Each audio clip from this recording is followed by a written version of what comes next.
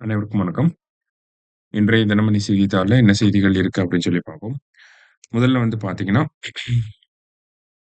உச்சநீதிமன்ற புதிய தலைமை நீதிபதியாக சூரியகாந்த் இன்று பதவியேற்பு அப்படின்னு சொல்லி குடுத்துருக்காங்க. சரியா? ஸோ உச்சநீதிமன்றத்துக்கு இதுக்கு முன்னாடி பார்த்தீங்கன்னா, 52வது நீதிபதியாக இருந்தவர் தான் பி.ஆர். கவாய். ஸோ அவரு சமீபத்தில பதவி ஓய்வு பெற்று இருக்காரு.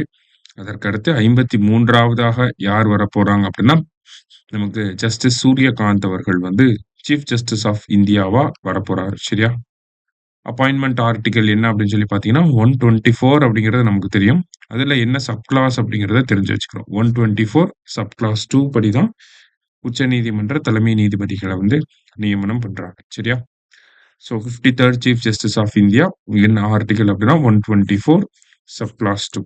ஓகே. ஸோ முதல் செய்தியில இத நம்ம தெரிஞ்சுக்கிறோம். அடுத்ததா பார்த்தீங்கன்னா, இன்றைய திருக்குறள். திருக்குறள்ல என்ன சொல்லியிருக்காங்கன்னா, "செய்வினை செய்வான் செயல்முறை அவ்வினை உள்ளறிவான் உள்ளம் கொளல்" அப்படின்னு சொல்லி குடுத்திருக்காங்க.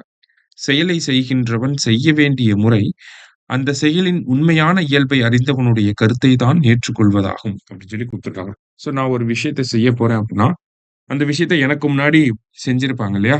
கரெக்ட்டா செஞ்சு முடிச்சிருப்பாங்க. அவங்க என்ன சொல்றாங்க அப்படிங்கிற அவங்களுடைய கருத்தையும் கேட்டுக்கொண்டு, அதுக்கப்புறமா நான் அந்த வேலைய செய்யணும் அப்படின்னு சொல்லி ஒரு விஷயத்த சொல்றாங்க. ஓகேவா? ஸோ திருக்குறள் எண் 677 அதிகாரம் வினை செயல் வகை அப்படிங்கிற அதிகாரத்துல. அடுத்ததா பார்த்தீங்கன்னா, மாஹே அப்படிங்கிற கப்பல். இந்த மாஹே அப்படிங்கிற கப்பல் பார்த்தீங்கன்னா, மும்பையில இருக்கக்கூடிய கடற்படை கப்பல் கட்டும் தளத்துல உருவாக்கப்பட்டிருக்கு. இந்த மாஹே அப்படிங்கிற கப்பல பொறுத்தவரைக்கும் பார்த்தீங்கன்னா, இன்னொரு நீர்மூழ்கி கப்பல தாக்கி அழிக்கக்கூடிய வல்லமை பெற்ற கப்பலாக இந்த மாஹே அப்படிங்கிற கப்பல் வந்து உருவாக்கப்பட்டிருக்கு. ஓகேங்களா? இன்னொரு நீர்மூழ்கி கப்பலையே தாக்கி அழிக்கக்கூடிய வல்லமை பெற்ற கப்பலாக இருக்க போகுது. ஆ இந்த ஒரு கப்பல பொறுத்தவரைக்கும் பார்த்தீங்கன்னா, முழுக்க முழுக்க இந்தியாவிலேயே உருவாக்கப்பட்ட ஒரு போர்க்கப்பலாக இருக்கு. சரியா? அ இண்டிஜினியஸ்லி டெவலப்டு அ வெஸல் அப்படின்னு சொல்லி சொல்லுவாங்க. சரியா? ஸோ மாஹே அப்படிங்கிற கப்பல் ஜஸ்ட் தெரிஞ்சுக்கோங்க. சரியா?